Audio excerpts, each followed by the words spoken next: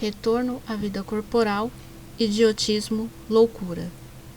Tem fundamento a opinião segundo a qual os cretinos e os idiotas têm uma alma de natureza inferior? Não. Eles têm uma alma humana, muitas vezes mais inteligente do que pensais, e que sofre a insuficiência dos meios de que dispõe para se comunicar, do mesmo modo que o mudo sofre a de não poder falar. Qual o objetivo da providência criando seres infelizes como os cretinos e os idiotas? São os espíritos em punição, habitando corpos de idiotas. Esses espíritos sofrem pelo constrangimento que experimentam e pela impossibilidade que se encontram de se manifestarem por meio de órgãos não desenvolvidos ou desarranjados. Não é exato então dizer que os órgãos não têm influência sobre as faculdades? Jamais dissemos que os órgãos não tivessem influência. Eles têm uma influência muito grande sobre a manifestação das faculdades. Porém, não dão as faculdades, e aí está a diferença. Um bom músico com um mau instrumento não fará boa música, e isso não o impedirá que seja um bom músico. É necessário distinguir o estado normal do estado patológico.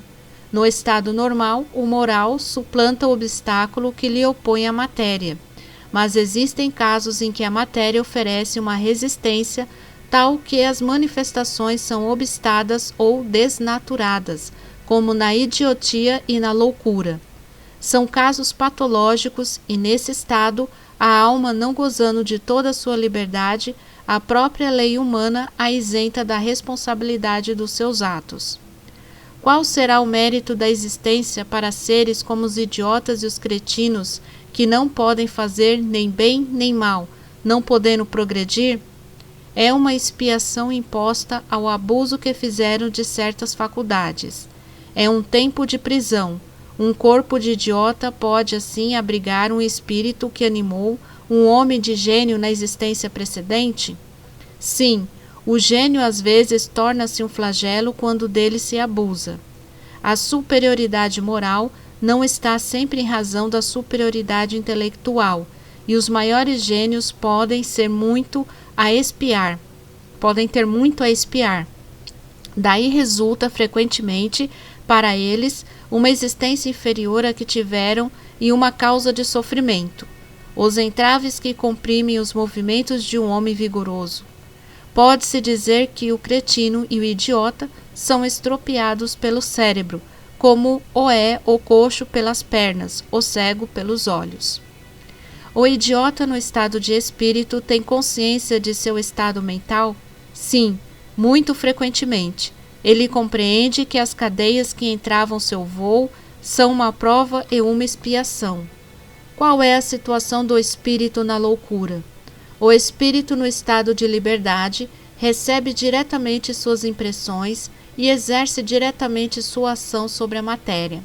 Encarnado, porém, encontra-se em condições muito diferentes e na contingência de só o fazer com a ajuda de órgãos especiais.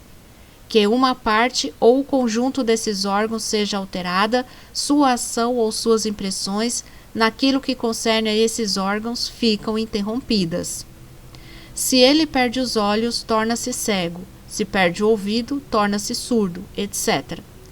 Imagina agora que o órgão que preside aos efeitos da inteligência e da vontade seja parcial ou inteiramente atacado ou modificado, e te será fácil compreender que o espírito, não tendo mais a seu serviço senão órgãos incompletos ou desnaturados, deve-lhe resultar uma perturbação da qual por si mesmo e no seu foro íntimo tem perfeita consciência, mas não é senhor para deter o curso.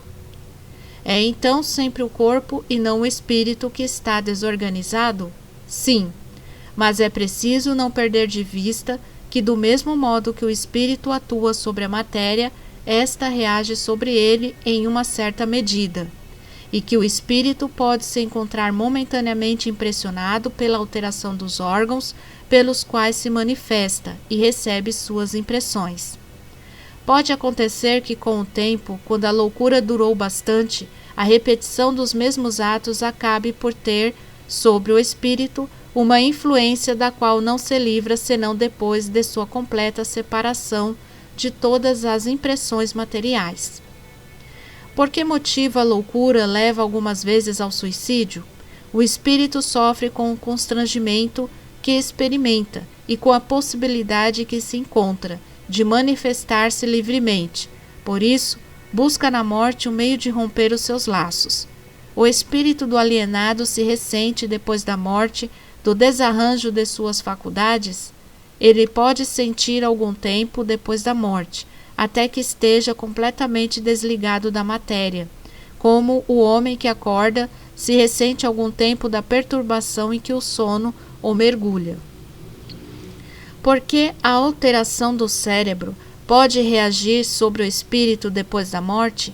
É uma lembrança, um peso oprime o espírito, e, como ele não teve conhecimento de tudo o que se passou durante sua loucura, precisa sempre um certo tempo para pôr-se ao corrente. É por isso que, quanto mais durar a loucura durante a vida, muito mais tempo dura a opressão, o constrangimento depois da morte. O espírito liberto do corpo se ressente, algum tempo, da impressão dos seus laços.